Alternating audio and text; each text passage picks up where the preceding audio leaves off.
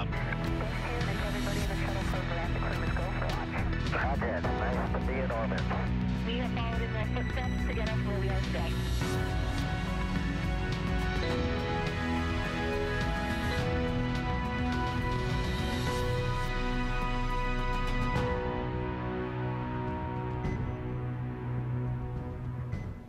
Good morning and welcome to our Q&A with NASA's SpaceX Crew-3 crew. They arrived here yesterday to NASA's Kennedy Space Center to prepare for their launch to the International Space Station scheduled for Sunday, October 31st at 2:21 a.m. Eastern Time. Joining us from the astronaut crew quarters here at Kennedy Space Center are NASA astronauts Raja Chari, Tom Marshburn, and Kayla Barron, and European Space Agency astronaut Matthias Maurer. All right, we're going to start with opening remarks from the commander of Crew-3, Raja, and then we'll open it up for questions. Raja, over to you. Thanks, Megan. Yeah, we are super excited to actually be sitting here just a few miles away from the rocket we'll get to ride on. It's been a great last year and a half, 2 years training with Crew-3 here, and last night we got to go see Endurance in the hangar as they got ready to roll it out to the pad and actually put our hands on our Dragon, which is a pretty special experience. So looking forward to the incredible next few days and then get to work on some great science in orbit. And with that, we'll happily take any questions you guys have for us. Perfect, thank you. All right, we'll start with questions. We'll take questions from our media on the phone and then also that have come in through social media. So if you are on the phone, please press *1 if you have a question. So let's start with Bill Harwood with CBS News. Hey, thank you. Bill Harwood here at the Kennedy Space Center. For Kayla, how did 3 tours aboard the Maine prepare you for 6 months aboard the station? I mean, you know, they're both male-dominated, very isolated worlds. I mean, other than how you get there and how fast you're going, are they at all similar? Yeah, you know, for me, the connections between serving on a submarine and serving aboard the space station are actually what inspired me to apply to be an astronaut in the first place.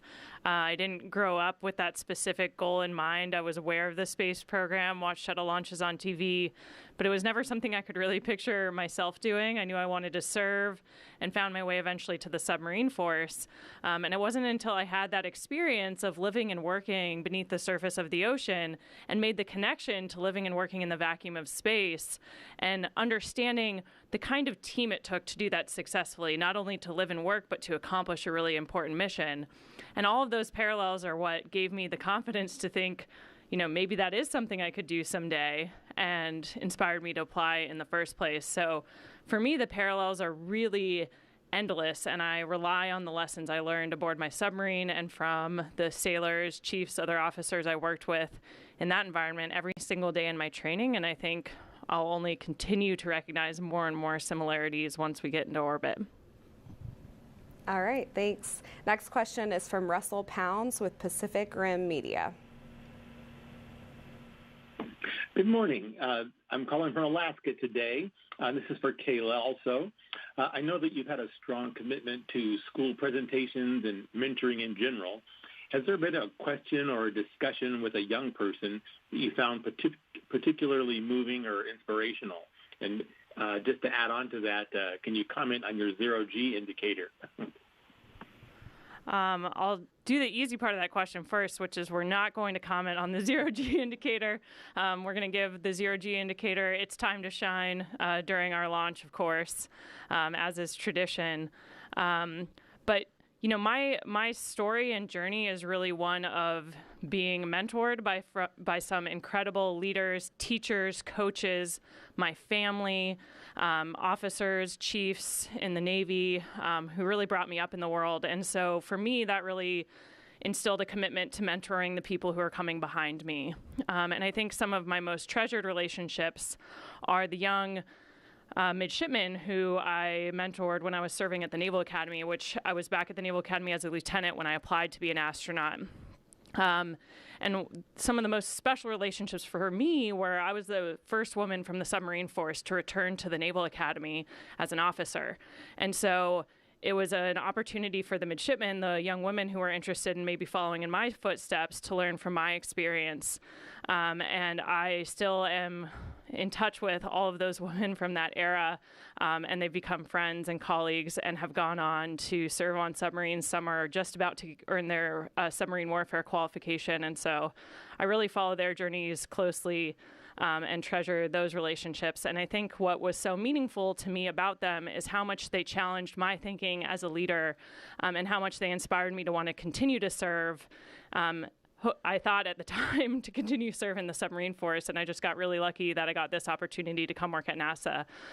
So I think those relationships are really meaningful, and I'm honored to serve as a role model and mentor to kids everywhere, and especially women interested in STEM fields. All right, next question is from John Schofield with Sing Second Sports Podcast.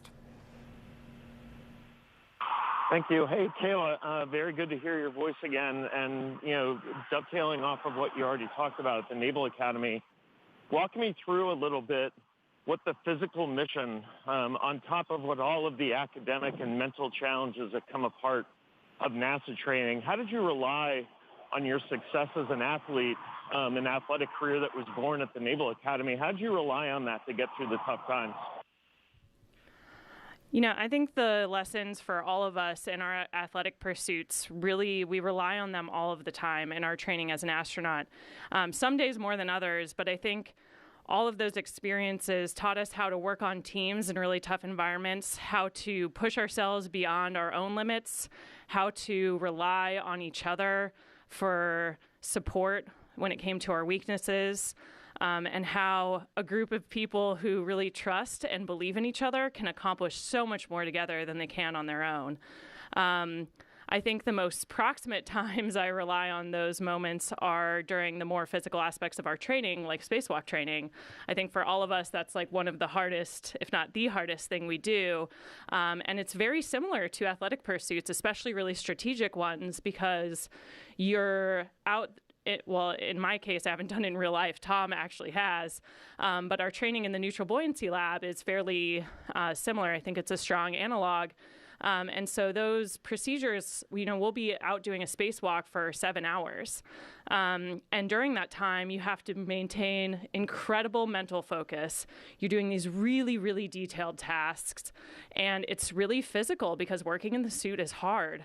And you're out there with just water. You don't have anything to eat. You don't have any calories to sort of keep you going. And so I think my experience playing basketball, but especially running, doing endurance sports, helped me learn, how to manage my output, how to surge when I need to, how to recover, and mostly how to stay focused and rely on the people around me to push me through those really challenging moments. All right, now we'll take a question from the NASA social group. Christopher wants to know, hello Crew-3, did you get a chance to talk to the Inspiration Crew or any of the crew that are already on board the space station about the Crew Dragon and what to expect? We actually did get a chance to meet with the Inspiration 4 crew before they launched. They trained out at Hawthorne at SpaceX, which is also where we trained. So we did get a chance to meet with them both informally and formally, and then obviously follow their mission. And then the beauty of the commercial crew program with NASA is even though that was a private mission for Inspiration 4, NASA and SpaceX were still able to share lessons learned, look at the data coming back from their spacecraft, and continue to roll in improvements, not just for our Dragon, but for future Dragons. And so we haven't really bothered Jared and his crew too much post-flight since they've got a really busy agenda. But yeah, we have definitely benefited from what they learned, and I think they also were able to benefit from our training and seeing how we handle different situations in the capsule. And I think there's a great benefit there for both sides. Okay, great.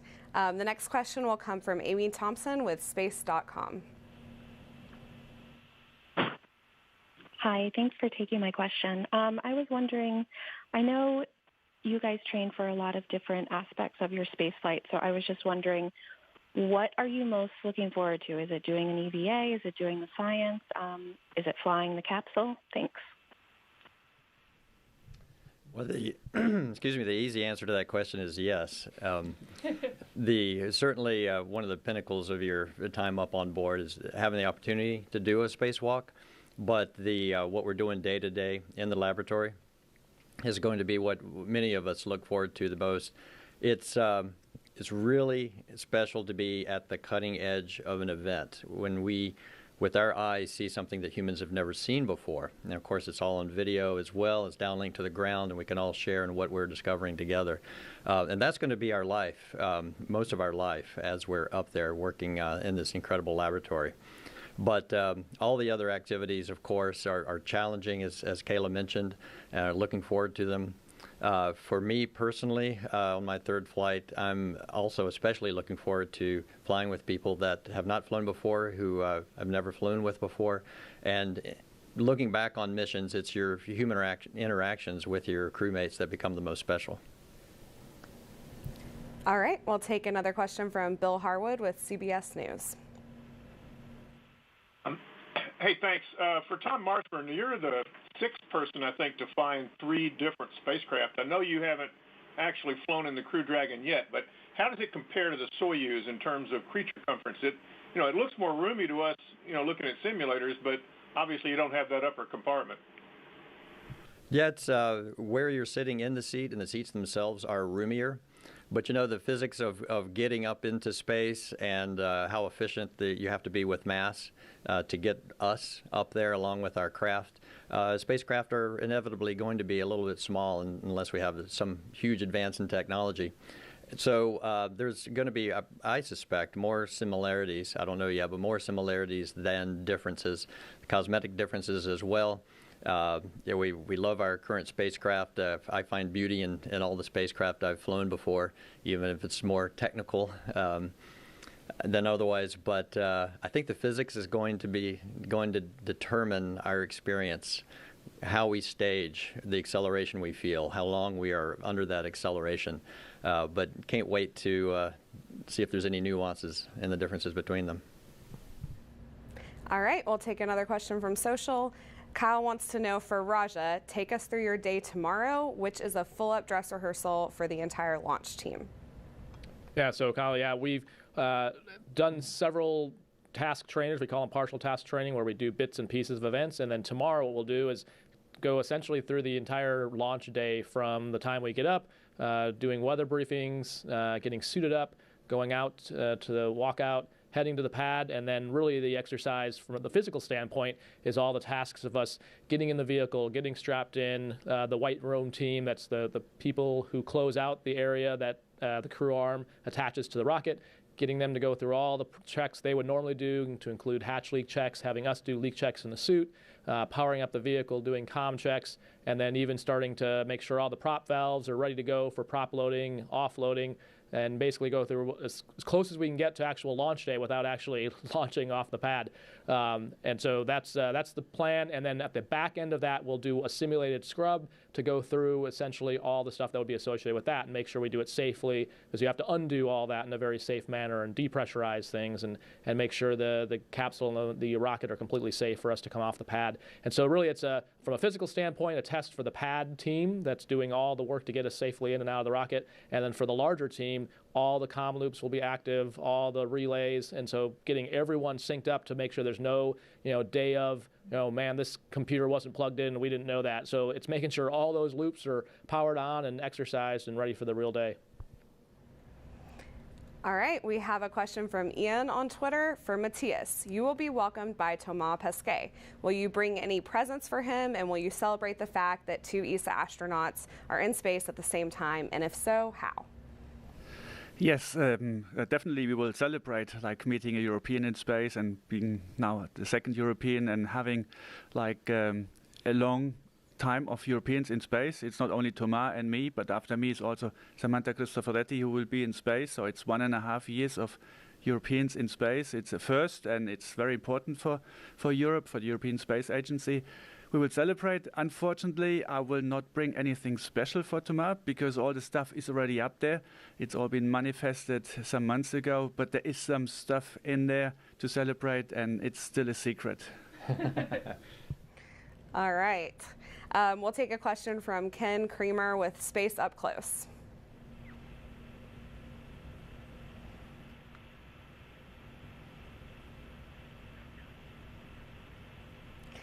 All right. Today, thank you for that.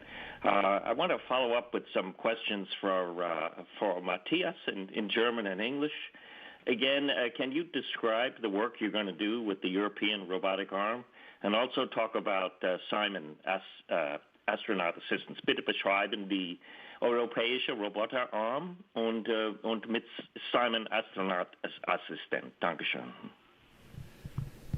Yes, so several months ago we launched the European robotic arm on the Russian module, the MLM. And so the arm is out there. Now we need to activate it. It's still being attached to the module. Now we need to open these attachments. We need to install it, add some video cameras. Then we check it out. And then this arm will be able to bring science payloads through a Russian airlock from the inside of the station towards the outside. And then we are able to run experiments on the outside without performing a spacewalk. So that's very important. And Thomas Pesquet already did some checkouts, then I will do some checkouts. I hope also to have a spacewalk involving the activation of the arm, and later on Samantha Cristoforetti will also perform a spacewalk to continue on the ERA works. Simon, it's a piece of artificial intelligence that we bring up to space, and it's an experiment which is really paving the way towards exploration. Imagine being on the moon or later on Mars, where you have a huge time lag between your spaceship and the ground. And if you have a question, for example, do I need to bring back this stone or this rock here? It takes up to 20 minutes one way from Mars to Earth. And so again, 20 minutes for the answer. And that's obviously not a way that you can work. So you need to have an expert with you. And that can be a geological expert, it can be a medical expert. And well, this expert is now the form of artificial intelligence. So we test it up in the space station. My Simon colleague will walk me through a procedure, give me some recommendations, and in case my crew makes me feel sad, Simon will tell me a joke. So the short version now in German. Ja, wir haben den europäischen robotischen Arm oben an der Station. Der Arm ist noch verbunden mit dem Modul MLM. Den müssen wir jetzt dann loslösen und aktivieren. Teil dieser Aktivierung wird von innen durchgeführt, ein Teil davon auch außen während eines Weltraumspaziergangs. Und ich hoffe darauf, dass ich dann auch einen Weltraumspaziergang durchführen darf. Später kommt auch Samantha Cristoforetti. Sie wird auch einen Spaziergang durchführen. Also ist ja eigentlich kein Spaziergang, sondern harte Arbeit an der Außenfläche der Station. Und mit diesem robotischen Arm können wir Experimente außen durchführen, ohne dass wir einen extra Weltraumspaziergang durchführen müssen. Simon ist ein Stück künstliche Intelligenz. Das brauchen wir zur Vorbereitung für die Exploration, weil wir nicht immer einen Experten für alles mitnehmen können. Und so ist es wichtig, dass wir mittels künstlicher Intelligenz das ganze Wissen immer dabei haben. All right, next question from Joey Roulette with the New York Times. Hey, thanks. For Raja and Kayla, you're both part of the Artemis astronaut corps. I was just wondering if you guys have any specific duties you'll be carrying out on the ISS that relate to walking on the moon or anything else that you might expect on Artemis missions. Thanks. Thanks, Joey. So as part of the Artemis team, both Kayla and I really aren't necessarily training for a specific mission with Artemis, more helping with the development. But to your question, one of the things we'll both be helping, actually all of us will be working on, is what we call exploration technology. So a lot of the life support systems that we use on the station, they're either changing out components or adding new capability to that we can then see if that will work for the long term. It's reliable for exploration missions. And so on the space station, it gets really far away, obviously, but it's close enough to Earth that we can troubleshoot problems, whereas on the moon and eventual Mars missions, if something breaks, you don't have the chance to fix that. And so we're using the station as a test bed for some of those technologies to make sure they will work on those further out missions. Yeah, and I would just add that in addition to using the space station to kind of do research and development, think about a lot of those technologies and operational concepts. I think for us as members of the Artemis generation, this group of astronauts who's looking forward to returning to the moon soon and to stay with human beings, boots on the moon. For us, the opportunity to visit the space station, this incredible engineering marvel that we've been serving on continuously for 2 decades now, is the best possible training for us in terms of personal development and the opportunity to learn from the experienced people, who we get to go to space with, people like Tom, Mark Vande Hei, who will meet there, but also from the operational team on the ground and mission control. That experience is so mature, and so getting the opportunity to be a part of that before we're pushing the boundaries and doing things we've never done before is a huge opportunity for us to develop and think about our role in those future missions, whether it's on one of the crews or supporting the team from the ground in mission control or in other parts of, the ops concepts, planning EVAs and things like that. So we feel really lucky to have the opportunity to visit the space station and be a part of that legacy. All right, we'll take the next question from social media. For Raja and Kayla, you're the first of your Turtle classmates to launch to space. Are your classmates doing anything special for you? Yes, the Turtles are always scheming a little bit. There were plans for a pretty epic send-off that unfortunately kind of got quashed just due to concerns about COVID and kind of us trying to stay healthy before launch, which is really important. But just yesterday when we were driving to Ellington Field to take off to come here to Kennedy Space Center, there was a whole bale of turtles, as we've learned a group of turtles is called, along with some fantastic people from our office there along the road cheering us on. So we definitely feel the turtle love and support, and we're really excited for the chance to potentially welcome some of our classmates during our mission for the turtle takeover of the space station. So we couldn't be more excited. Yeah, as Kayla alluded to, there's more turtles on the way behind us. So slowly but surely, the turtle way. That's awesome. All right, we have a question for Matthias from Facebook. What does this mean back home for you and your family for you to reach this point? Well, it's like I applied some 13 years ago to become an astronaut. So, and for my family and me, it's a huge support that I received during all those years to follow my dream. And now actually flying to space, it's a huge reward. It's paying off all the hard work during these 13 years. And it's just another indicator that if you want to reach or fulfill yourself a dream, you need to have some stamina and just never stop dreaming. All right. We'll take another question from the phone. John Schofield with Sing Second Sports Podcast. Thank you. One more question for Kayla. Kayla, you're part of now a long blue line of Naval Academy astronauts. In fact, I remember vividly being on a trip to Houston with you as we talked to Sunita Williams about her experience and seeing your excitement about the space program build there. What's it like to be down there with Nicole Anapu, to be around people like Chris Cassidy? Have you heard from Naval Academy astronauts from present and past, and how do you feel about carrying that mantle forward as yet another member of this Naval Academy class of astronauts?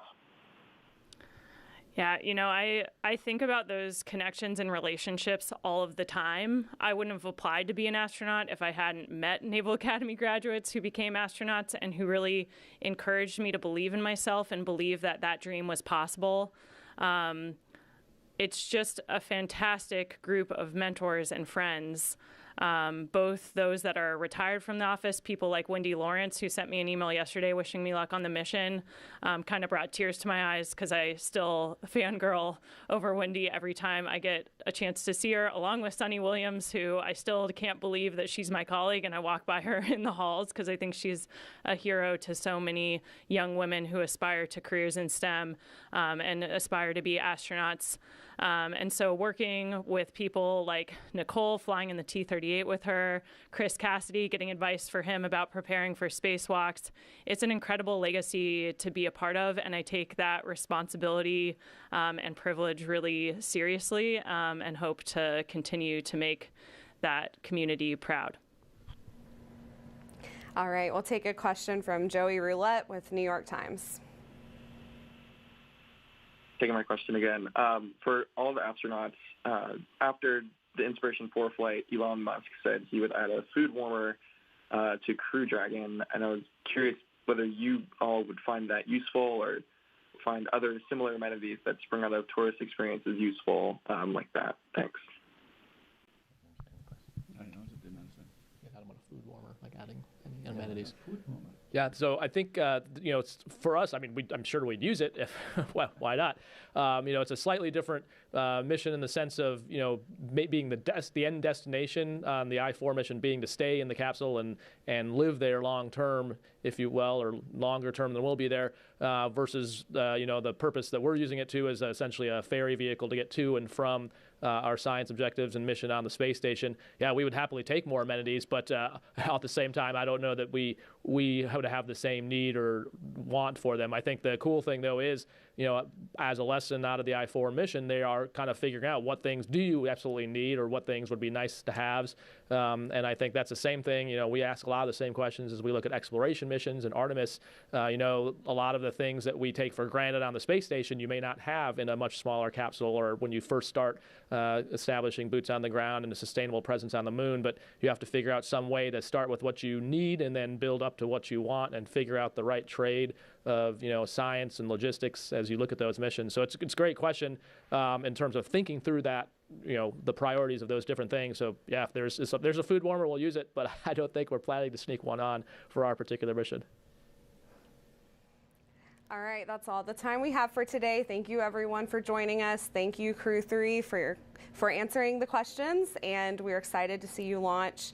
Our next media event will be the Science Media Telecon. That is tomorrow at 1 p.m. Eastern Time on nasa.gov/live. You can learn about all the science these guys will be working on the space station. And be sure to tune in for their launch Sunday, October 31st at 2:21 a.m. Eastern Time. Coverage will start at 10 p.m. Eastern Time on nasa.gov/live or on the NASA app. And you can follow the crew and NASA on social media for updates.